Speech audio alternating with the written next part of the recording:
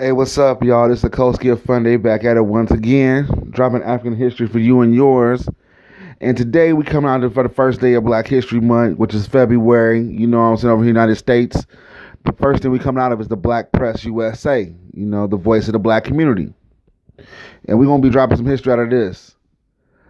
And a slave, African medicinal science, saved lives of Bostonians during the 1721 smallpox epidemic. This came out January 29th, 2019. Now, this is very, very important. It's not really talked about, but it's going to be discussed here today. A slave, African medical science, saved the lives of Bostonians during the 1921 smallpox epidemic.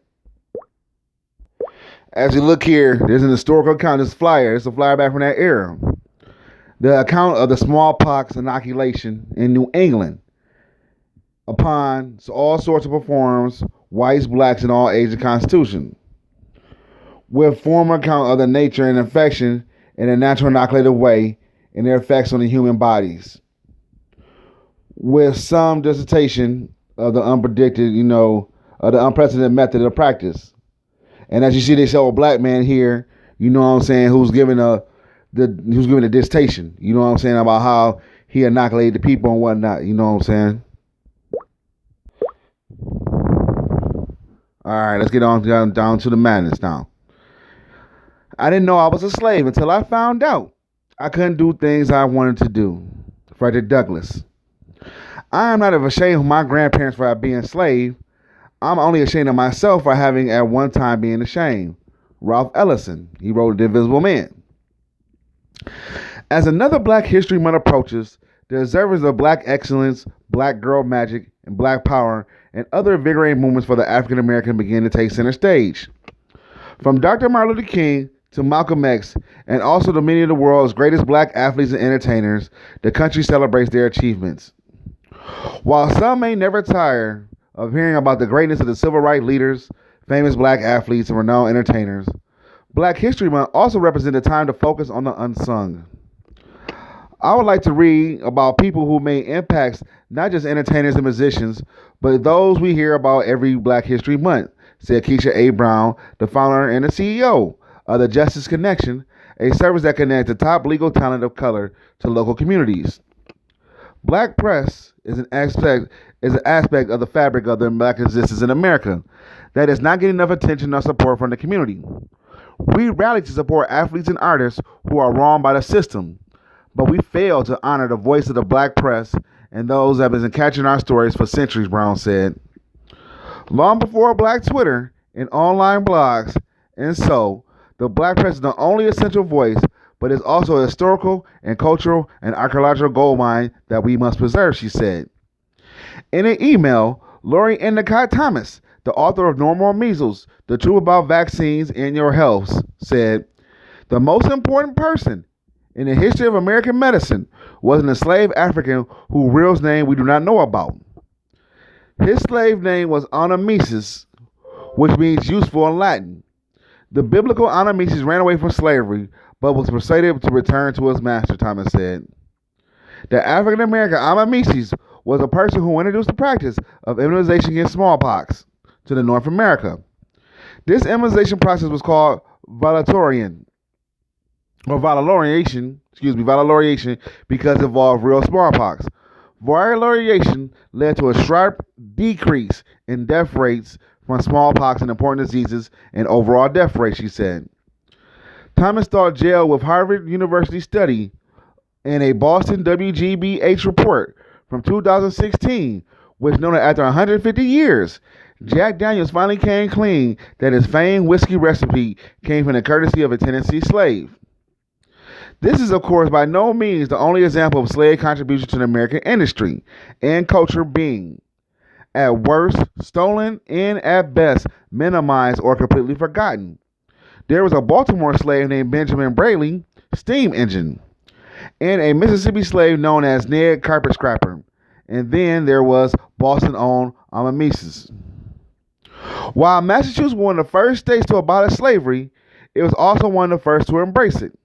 In 1720, Boston's binding human being was apparently an appropriate way to thank your local man of God.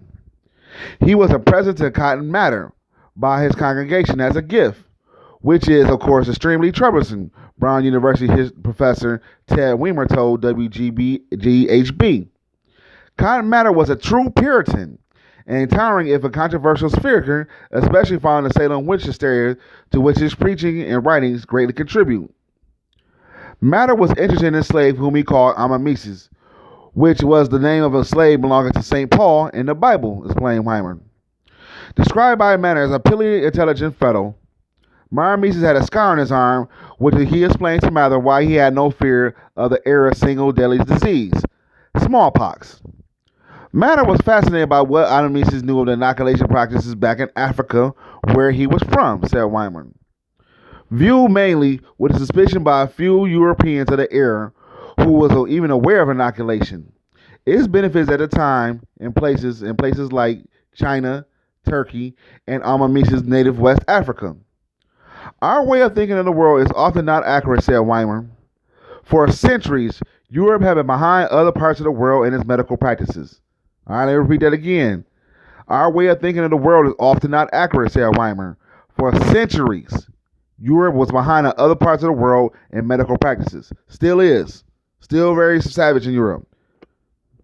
Bostonians like Mather were no strangers to smallpox.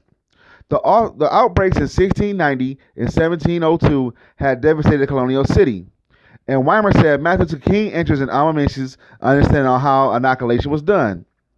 They would take small amounts of a similar disease, sometimes cowpox, and they would open a cut and put a little drop of disease in the bloodstream, strained Weimer.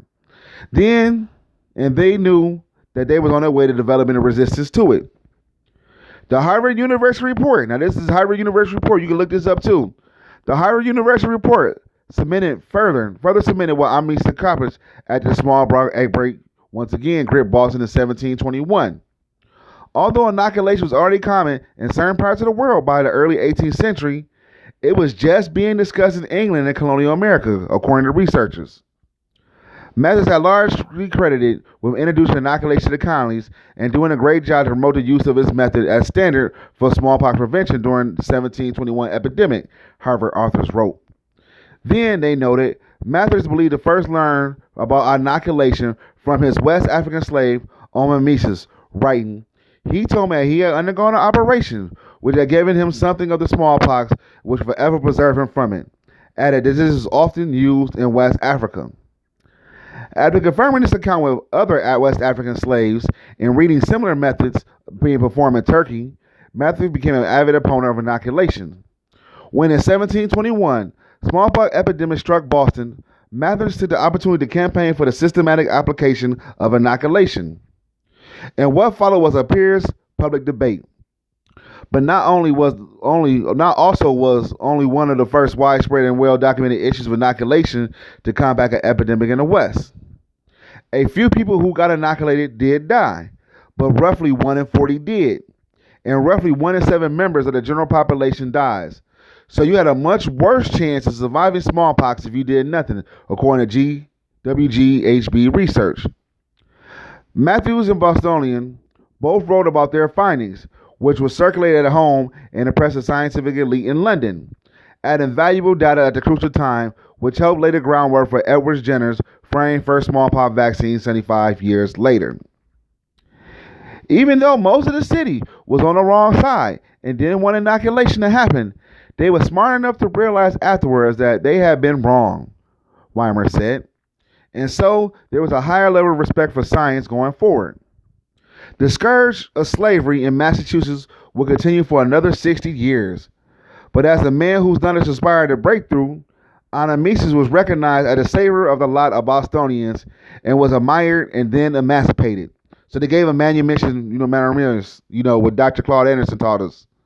You know what I'm saying? When you save a lot of white people's lives, they let you go free. Manumissions, mariners,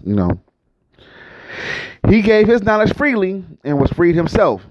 Thomas, who worked as an editor in a medical and academic publishing for more than 25 years, added that it's important for African Americans to understand that immunization was originally an African practice that Africans brought with them to America. Since then, African Americans play an important role in vaccines, safer and more effective, she said, noting that an African American woman scientist named Lonely Gordon played a key role in the development of a vaccine against the whooping cough or pertussis. So there you have it. You know what I'm saying? We need to get into stories about Lonely Gordon too, and her celebrate her during Black History Month too. You know, can't forget about the African female. Ain't nothing you want to do without a black woman. That's just my personal opinion. But yeah, this guy right here, you know, inoculation, you know, the little cuts in the arm and stuff like that. So that's why smallpox, you know, it killed off the Native Americans like it did. They had no inoculation, nor did the white folks. You know, the European, they damn self signs wasn't that high. You know what I'm saying? While we was sitting here immune to it.